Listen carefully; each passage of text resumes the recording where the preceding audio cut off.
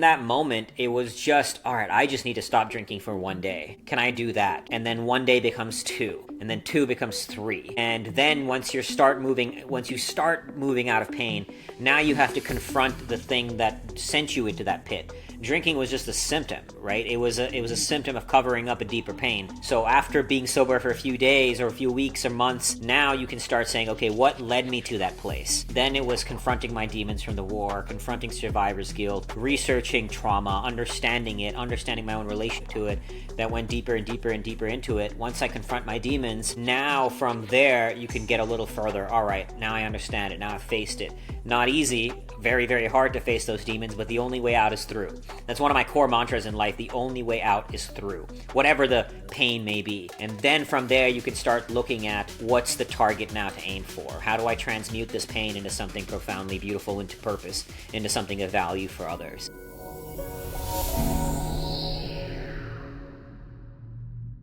Welcome to Lumina Vanguard. I'm Tim Wolf. This is the show for the luminaries of the world. Those people who are using their gifts to build transformational communities and innovations that change the world. Together, let's light the way to the future. Awesome, guys. I'm really excited to have Akshay Nanavati with us here today. Good friend of mine. We've done a lot of exciting things together, including a darkness retreat, which I imagine we'll talk a little bit about. But he's really transformed extreme suffering into achievement. And he's overcome drug addiction, PTSD, depression, alcoholism. I was told he had 4 biological defects, including a blood disorder that doctors thought would kill him when in boot camp. And, he's been through many things as a Marine, as an author, as a speaker, as an adventurer, and as a community leader. And recently undertook what experts call the boldest Antarctic expedition in modern times. And so I'm really excited to dive in with you, Akshay, and really look at, what does it really look like for someone to step into that greatest version of themselves, and as a community leader really hold space for everything that they're really here to do in their mission on this planet. I think there will be a lot of good things we can talk about, considering all of the adventures and commitments and things you've put yourself through. So I'm really looking forward to having that conversation. But yeah, I would love to hear just a little from you. Let you introduce yourself as well. My background? Yeah, I'll share a little bit about what led me to the person I am now and the kind of person that would go out to Antarctica for 60 days alone. As you know, my background, born in India, moved to the U.S. at about 13. Very quickly after moving here, I got heavily into drugs, into alcohol, lost 2 friends to a drug addiction, was going down that road myself until I saw the movie Black Hawk Down, which transformed my life. It planted the seed that got me out of drugs into the Marines. It took a year and a half to fight my way in because of those biological defects that you mentioned, especially the blood disorder that 2 doctors told me would kill me in boot camp. Fought my way in, obviously survived, and that birthed everything I am today. It taught me the value of battling the dragon, of suffering, of going to war with the self, to find something not only within ourselves to transcend that pain, but to do it for something greater. So from there, I got into every outdoor sports you could think of to confront my fears, to challenge my fears, and then I was deployed to Iraq in 2007 as an infantry Marine. Once I came back from the war, I really struggled with PTSD, depression, heavily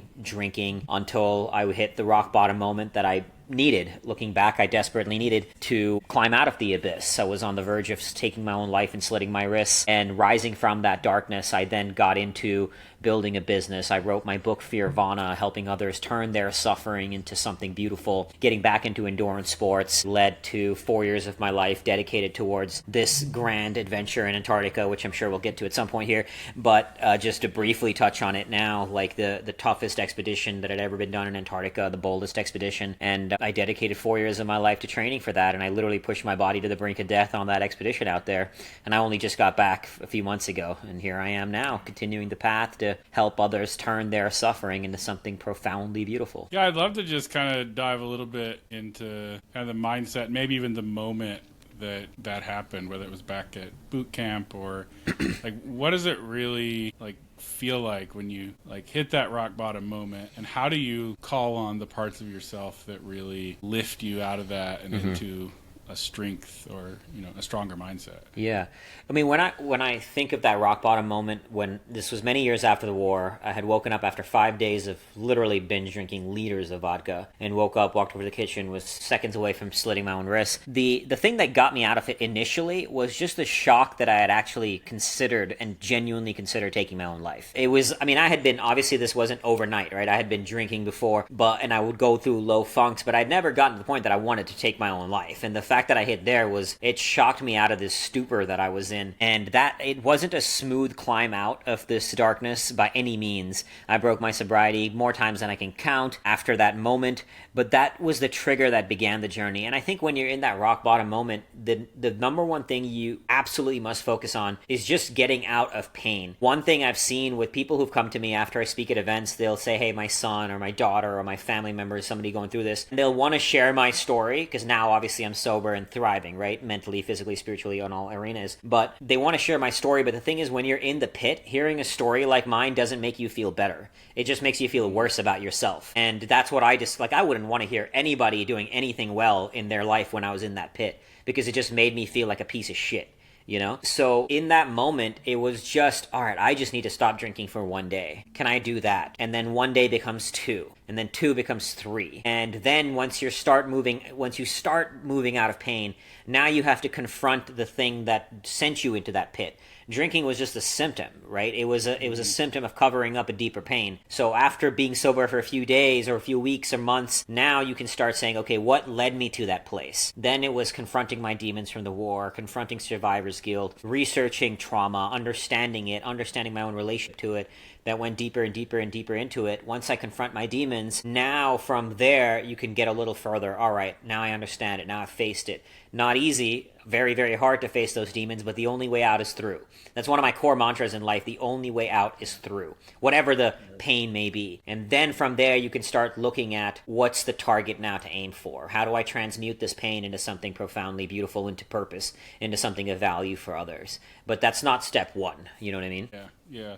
You talked about the mantra, like the only way out is through, and that's something I definitely agree with too, as a part of my own life. But like when you're really in that pit and you're kind of just starting to crawl your way out of that, whatever's happened, I think we all have, I guess, fall from grace moments at different parts of our life. Right? But when you're first getting started on this path, you can have the mantra, but how do you really train your mind to handle? I mean, looking yourself in the mirror is a difficult task, right? And for someone who's really in the pit and really seeing all of that, it becomes that much harder, that much more. The pain is more visceral, right? Yeah. So what would you say to someone, or what kind of advice would you give someone who's in that place and really trying to make that shift? Chanting the mantra, just keeping that in mind. What else can they do? Great question. I think you can get outside help if that helps, so get coaching, therapy, whatever it may be, to get outside of yourself. For me, I kind of ended up doing it a lot myself. Now, yes, I had family support and loved ones support, but I had been seeing a therapist, and this was the very, very nice person. They were great, but I had learned that as I went deep into research and healing myself, that the modalities that they were operating from were deeply flawed, and they would often send me right from the therapy office to the liquor store to buy booze. And I take responsibility for that. I'm not blaming them, but there were some modalities that later on I discovered, and I'm happy to share what I believe that is, if you'd like, that were flawed, that in my opinion didn't help. So I think for someone else listening to this, if you're in that space, you can get outside support just to start climbing out. Again, at the bottom, you just want to move a few steps away from pain. And when you do, it's very important to start celebrating each victory. Even if you're sober, I mean, there was a time in my life I was celebrating every day that I was sober. Today I don't, because it's so normal. I don't have to think about it. But what got you here won't get you there. And this is hugely important. This is something I learned more and more over the years, is that the same tools, if you look at the scale of growth and mastery, 0 being I'm in the absolute pit on the verge of suicide, 10 being not only am I master at my craft, craft, I'm fulfilled, life could not be more perfect. The tools to get from 0 to 3 are different than 3 to 6 and 8 to 9 and so on and so forth.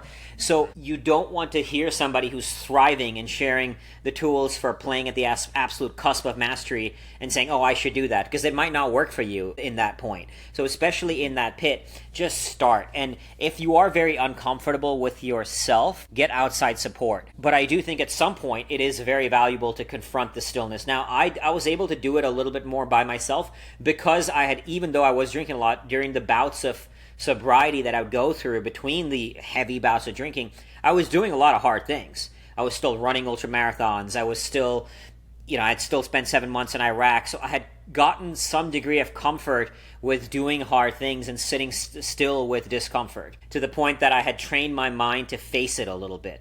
But at some point, after talking to yourself, you're going to have to confront the thing by yourself. There's a great quote from the French philosopher Blaise Pascal, who said, all of humanity's problems stems from man's inability to sit by himself in a room alone. And you and me have done 10 days in darkness, and that was, as you know, for me, it's the second time I did in darkness, and clearly I've spent a lot of time alone, from 60 days in Antarctica to 100 days overall in the polar regions. But that wasn't something I could do earlier. There was a time when I was drinking, my trigger was not being around people who were drinking. It was being alone. I could be in a room with everybody drinking, and I would have zero desire to drink. But when I would be alone by myself, that's when I would down, like I couldn't handle it, so I would escape it. So once you get that outside support, then start by facing yourself a little bit, right? And that could be, let me spend 10 minutes alone if you're uncomfortable. The first time I ever started training in this, I remember setting a timer on my phone, put it away from me for 45 minutes, and I could not sit still with myself for 45 minutes. It felt like a lifetime. I thought the timer was broken. But eventually I got to the point that I could handle 60 days alone in Antarctica, right? So you have to start somewhere. But as we said, the only way out is through, and you're going to have to confront yourself and be with those demons, face them, whatever the thing that led you to the drinking, to the drugs, to the pit, face what that thing is. And once you face it, as Carl Jung said, until you make the unconscious conscious, it will direct your life and you will call it fate. So the key in doing that process of being still with yourself or getting outside support, ultimately the goal is to make the unconscious conscious so you can face it. And many demons you don't defeat, you just learn to ally with. My demons from the war, my survivor's guilt, I lost some of the closest friends that I've ever had, my brothers, and you don't get over those things. I know parents who have lost kids. You're not going to get over that. That'll live with you for the rest of your life, but you can use it. You can learn to work with it. There are still days, even when I was alone in Antarctica, I would be tearing up while skiing thinking about my brothers that I lost in combat. There are still days it will hit me, but now I've used it as fuel to make my life meaningful, to do work that will serve others. So whatever you've endured, don't have to think about it in the lens of just get over it or let me heal it. It's more about, how do I alchemize this pain? How do I transmute this pain to become someone better than I was? I love that. And I think, too, for a lot of people who do, like you, build communities and, start teaching really what they've learned over the course, like the luminaries, right, of the world. It's really, a lot of times it comes from that place of pain. I think it's so cool that you point to that, because those moments that we, suffer and fear and break down, like when we can face that, when we can rise through that, it gives us the opportunity to help other people do that. Absolutely. In the world. And Absolutely. that kind of becomes the mission. And I'm interested in, for someone kind of maybe on the opposite end of the spectrum, right? There's maybe the pain isn't as visceral, right, in the moment, but there's still these, as a community leader, there's things that pop up. There's always growth edges, right, that are happening. Yeah. What is a good way to prepare yourself for when those things inevitably rise? It's fundamentally about reframing your relationship to pain and suffering as this enemy that you need to overcome. When you start embracing suffering, pain, fear as something beautiful, then when it presents itself, it's no longer a barrier on the path. It is the path. There's this in the US, you'll hear the pursuit of happiness. That to me is a flawed concept, because when you're striving for happiness, anything that then isn't happiness is now the problem. It is a barrier. It's the impediment. Instead, if you are striving for meaning, then suffering is part of the journey. It's part of the meaning. You can't have the purpose, the meaning, without the inevitable suffering that life is. So that's why the core teaching in both my book Fearvana as well as everything I do is start developing a positive relationship with the word fear, with the word anxiety. At first, when you even, like in many of my talks, I'll actually show these words: fear, stress, anxiety, suffering, adversity, and I'll ask, how many of you think of it as something positive? Everybody raises their hands. Viscerally around the world, you can do this, and everybody will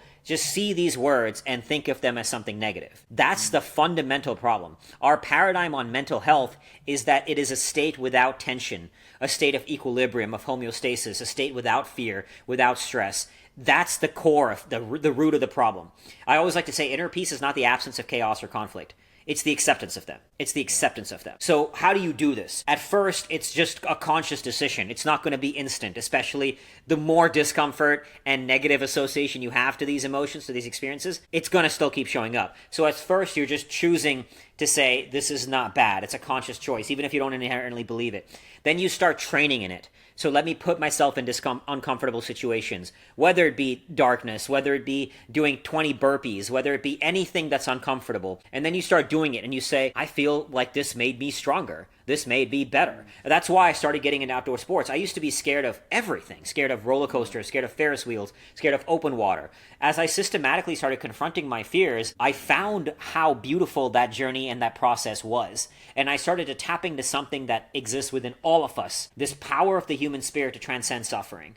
That to me is the essence of the human soul, the spirit to rise above. But that's why you go seek suffering, because it's a training ground for self-transcendence. So put yourself in the arena in small ways. This does not have to be 10 days in darkness. It does not have to be 60 days alone in Antarctica. I had one kid who was so inspired by my story, he locked himself in a closet for 45 minutes. Awesome. That is epic. That fired me up hearing this story. It was uncomfortable for him, and that's the point. Whatever the thing is, it should make you a little uncomfortable, a little scary, but you're doing it in a controlled way. So the outcome of risk is, at worst, you open the closet door for this kid, right? At worst. But now you've at least entered the arena a little bit, and you start tapping into it and building from there. And the more you build in this, the more you actually develop a positive, healthy relationship. To the point that I actually took it too far. There was a point in my life a few years ago that I remember going for a run, and I saw this sign that said 5K fun run. And I had visceral disgust, like genuine subconscious disgust at the idea of running for fun.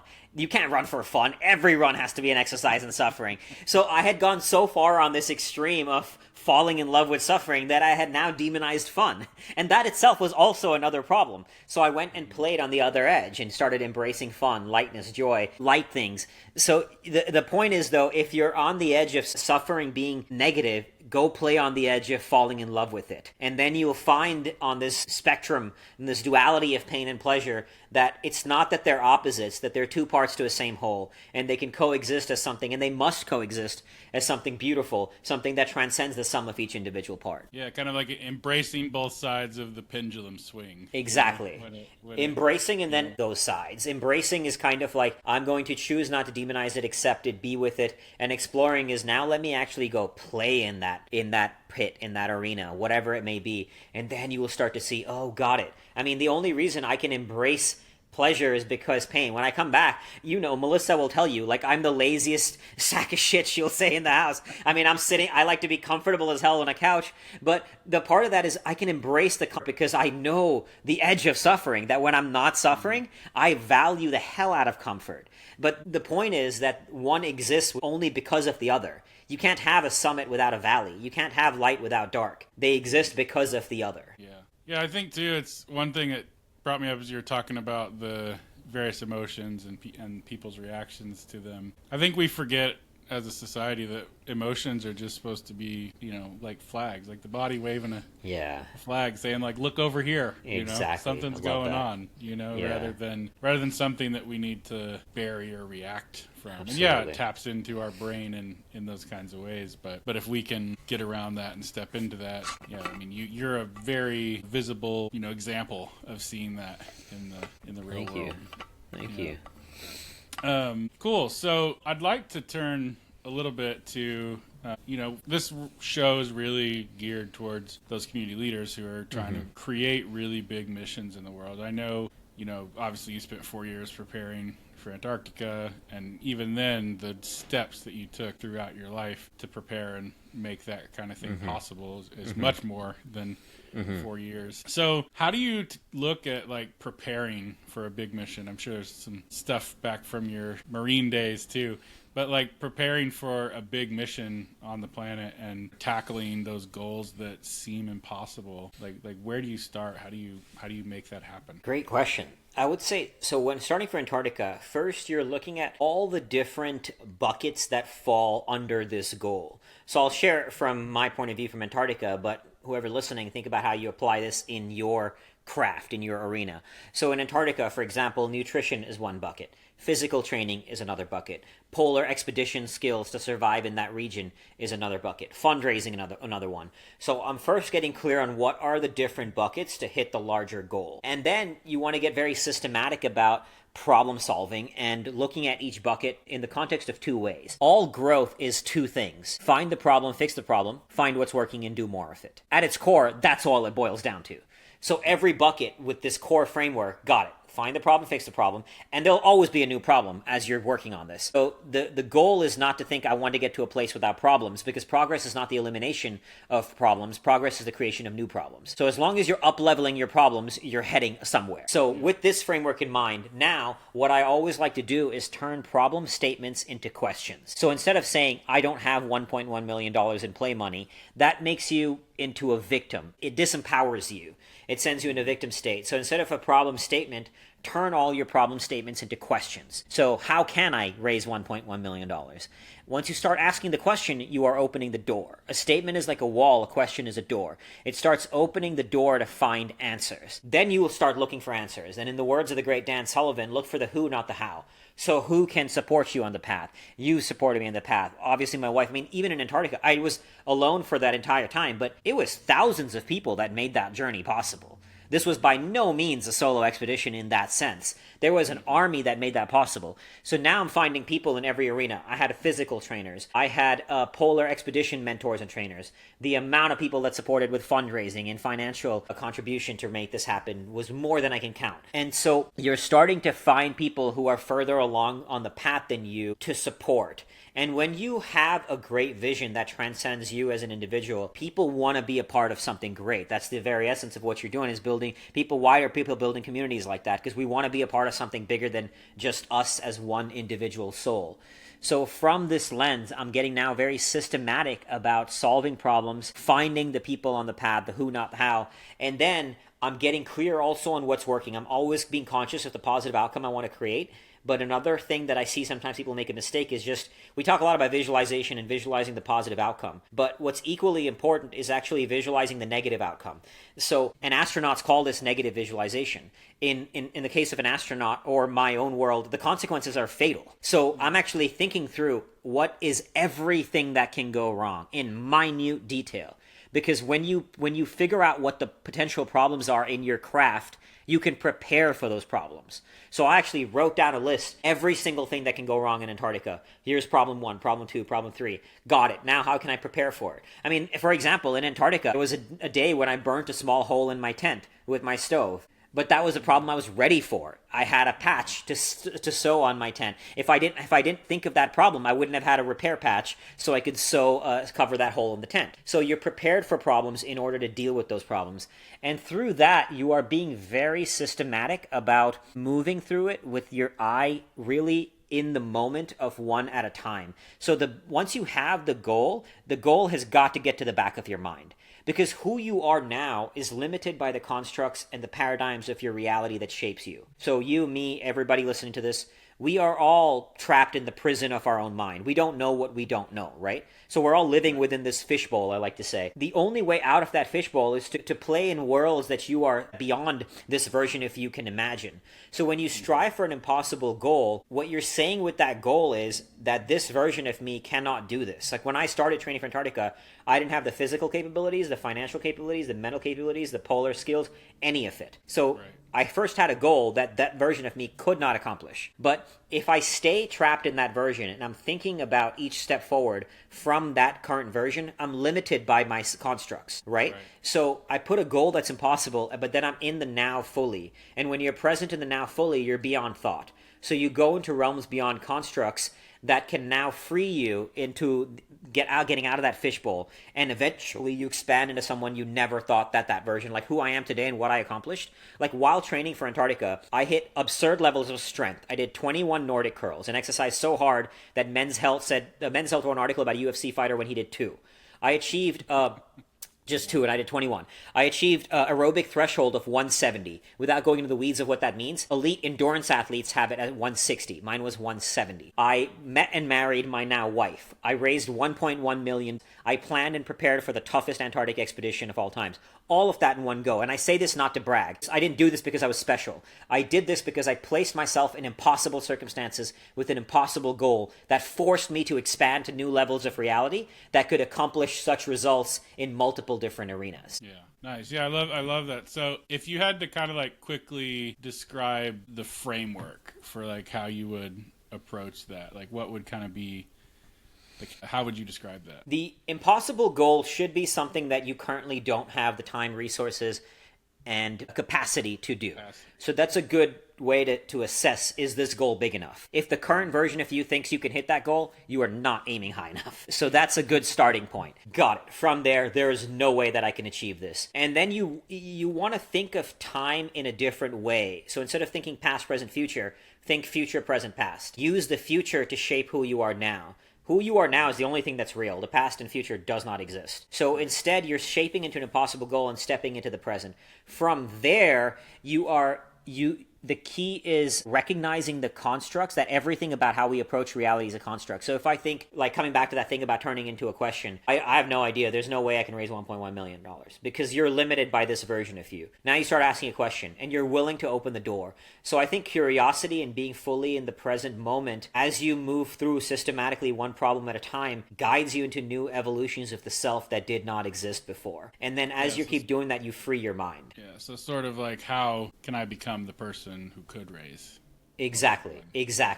Yeah. How can I become this next version? And that's what I did in the darkness. When we went into the darkness, as you know, I had studied method acting. So the goal of that time for me in the darkness was, how do I create the person that I need to be to ski across Antarctica? Yeah. Well, since we're on that, what was your favorite part about that trip? The darkness? It was one, really cool getting to do it with you and our friend Greg.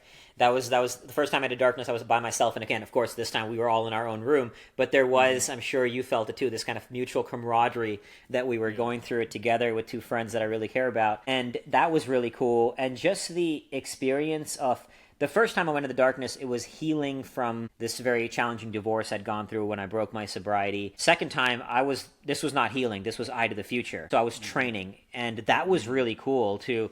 I would have moments when I was pacing back and forth on the yoga mat and just surrendering to whatever would reveal itself as I spoke out a new reality. And that was really cool to see and say things that I had never said before, and literally constructing a new self in this expression, in this darkness. And the darkness and the solitude allowed me to do that.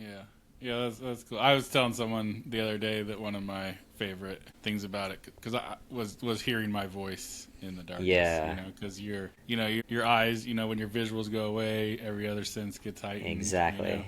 And I sang in there too, which was just, it was just epic. So awesome. I remember you telling me that. Yeah. So badass. Yeah. Awesome. Well, I know also you're kind of in this world of, you're doing speaking, you have an online community, and I know that the core of what you really do is inspiring to people. So do you think about inspiration at all as you, like how do you think about inspiration when it comes to your brand and what you do through your community? It's the core fuel, knowing that this is leaving a mark for others. Even in Antarctica, I wasn't originally planning on doing audio updates as often as I did. But I heard from Melissa, my wife, and my parents and others that people were finding it so valuable. And I heard from multiple people coming back that even in the simplest way, where one friend said he didn't want to go in the cold tub, and then he would think about me and he would actually go in the cold tub, you know? So, or somebody else was telling me that if they didn't want to go to the gym, they would think about what I was doing and they would push him to go to the gym. So knowing that what my path can be a vehicle to support others on theirs, it's the guiding light, it's the North Star, it's what help it. It is not the only weapon to help me push through suffering, but it is by far one of the more powerful weapons to push me through the hard times that I voluntarily seek out as a means for transcendence. But it's definitely everything. My North Star is what Carl Jung, these are words I got from Carl Jung, is to wander the world with human heart in order to doctor the sick with human soul. And that is the guiding light. That's the North Star. Yeah. The teacher wanderer. Yeah. Exactly. Yeah. Exactly. So what would you say just in your time in Antarctica, just kind of going down that train a little bit? So it was like 60 days, I think you said, alone. Yeah. And what did you discover there that surprised you? I think the challenge with this expedition was, I knew it was going to be hard, of course, but we got hit with some of the worst snow conditions in modern Antarctic history. And that was indescribably hard. So it was so soul-crushing, so mentally draining that I didn't, like, there were some moments I got to experience out there that I've gotten even in the darkness and on other solo expeditions where it's, and I'm sure you can relate to this, it's touching God, touching the hand of God, you know, it's pure oneness where you are no longer there because you are part of a greater whole, and in this one brief moment of time, everything is eternal and you're all connected. And so I got glimpses of that on my expedition, but because it was so hard, to get those moments, you have to be on this fine balance between not that hard, but also hard enough, right? You have to push beyond your comfort zone,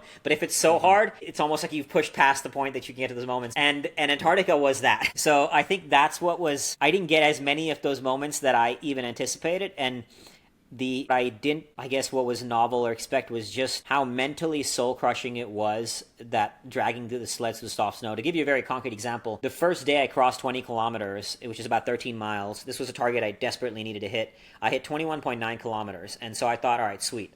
I got good hard surfaces. I can crush it. We're good now. It was on day 20, and then that night it snowed. And my kilometers went from 21.9 to 17 to 14 to 13. And that day of 13 kilometers, I remember sitting down on my sled and just looking up saying, come on, give me a break. You know, there were times where those two sleds would get stuck in the snow. I would fight it out with all my might, and then 3 steps later, they would get stuck again. And this would go on and on and on for 9 to 10 hours, and it was just so soul-crushing. So I just think how hard it actually... And this happened 4 times on my expedition, where I would cross 20 kilometers, and then that night it would snow. And the mental challenge of that was not... I didn't... Because I knew that one part of Antarctica would get soft snow, the first part, like that was kind of expected. But the other parts, you just don't get soft snow. That just doesn't happen. I didn't think it was going to happen because I had spoken to other people who've done portions of the route that I had done, but I got soft snow more than one would have gotten in these parts, and that was unexpected and very, very, very mentally and physically challenging. The universe was just like, oh, you wanna for the hardest, most exactly you could possibly do. We got you. Yeah. And God, man, it was just, pulling that much weight. It was the heaviest sled any man's pulled from the coast of Antarctica, and it was so hellish, so hard. Yeah. Yeah, I know that the trip also kind of ended with the medical emergency and that kind of thing. And I'd really love to just hear, I know you don't consider the trip a failure, and I don't think you should, but I'd love to hear a little bit about how you deal with things when you don't hit the goals that you're really after. I did consider it a failure initially, and there was, on a math level, I didn't hit the target that I set out to. So on one sense, you could call it a quote-unquote failure. But I also attempted an expedition that literally almost every adventurer calls impossible, that even after doing it, I consulted with all my polar mentors, my polar coaches, and they were like, nothing could have done differently. Even the company who organizes the logistics of it they said they might not even offer this trip ever again because they themselves said they couldn't couldn't be done. So in that sense, when you attempt something that hard and you fail, is it a failure because you literally tried the impossible? It's like saying, I'm going to go try to run a 1 minute mile and I don't do it. I failed, right? But so yes, in that sense, but at the same time, because I attempted something so impossible, I'm also proud of it.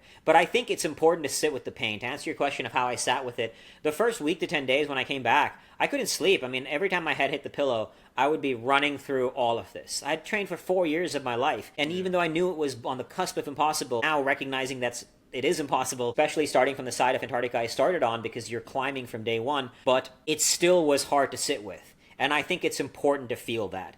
When you go through a quote-unquote failure, whatever that may be, you don't want to just be like, oh, let me just get back up the next day. Go into the pain of it. Feel the pain of it. Assess it. Learn from it. The pain teaches you something. And that's a mistake I see sometimes. We're like, oh, just pick your head back up and get back up. No, you feel the pain. It sucks. It should suck. It should feel painful, and that pain can be fuel to drive you forward. It is fuel to drive you forward. So I felt it for a good week to 10 days. And then, now I'm damn proud of what was achieved. I'm damn proud of, I could have tried a smaller expedition in Antarctica and then pulled it off. And now it would have been, quote unquote, viewed as a success. And the world sees it as a success versus you try something impossible and it doesn't result in that way. But I still have absolutely zero regrets about trying something that hard, because the lessons you learn, and the biggest teaching from this, I actually just did a talk on this titled, "The Storm is the Summit." The biggest lesson, look, in life, no matter what you do, you're building a business, you know this, you're going to go through many failures, many victories. I mean, everything is a series of that. In a relationship, you'll have hard moments, you'll have great moments. In business, you'll have all of it. But when you recognize, coming back to what we said earlier, that the struggle is what it's all about, the storm is what it's all about, like, had I not gotten those conditions and not suffered the way I did, I also wouldn't have experienced the moments of tapping into something limitless in the human soul to keep fighting forward. I mean, the fourth time that I hit 20 kilometers and it snowed again, and I still got out of my tent to keep moving forward, that, to know you're capable of that, is profoundly beautiful. Like, I literally pushed the body to the brink of death, and the body quit before the mind did. So to go into, to experience that, to say that, not in an egotistical way that I can do that, it's more recognizing that we can do that, human beings can do that. You tap into something limitless in the soul that I could not have gotten had I not suffered the way I did, right? So you recognize that the storm is the summit. It's not about the summit. Every summit we all experience is very temporal. And this is not to say don't strive for victory. We all want to win, whether you're an athlete or whatever it may be, or business. You want to hit your targets and all that. So a target is useful to have. You're striving for the victory. But the real thing that changes you is the struggles you endure on the process of the victory. The victory is like a minute, and then it's gone. You're back into the fight for the next one. You're back into the fight. The fight is what lasts way longer. Exactly. The fight is eternal. So embrace that and recognize that this is the kind of a core mantra that was birthed from Antarctica, is that the storm is the summit. Mm-hmm. Yeah, I love that. Speaking of what's next for you? Core focus right now is being with Melissa, being with my wife at home. We're working on 2 books. One titled Step Into the Storm, about doing hard things, but not just doing hard things, but doing the hard things that matter. And that's different for each person. And then co-authoring a book with Melissa, she's the lead on that, about how to, for high performers, how do you build a thriving relationship while chasing big goals without sacrificing ambition. So working on those 2 books and doing a lot of public speaking is kind of my core focus right now. No immediate Antarctic adventures planned or anything like that. You're going to climb to the moon. Exactly. Yeah. I love that. Thank you. Cool. So, yeah, where can someone find out more about you if they want to connect deeper, or be a part, find your book, all that kind of thing? All those kind of things. The book Fearvana is on Amazon, on paperback, Kindle, Audible. You can find me on Instagram at Fearvana and fearvana.com. There's a lot of resources and trainings and tools to help guide you to that next level, wherever you may be. Awesome. Cool, man. Well, I want to thank you for jumping on. This was an amazing conversation together. Thank you. And check out Fearvana, the book. It's a great book. Highly recommended. And try to find a way maybe this week that you can step in and face a demon or two, know, and move forward. Thank you guys for listening, and together let's light the way to the future.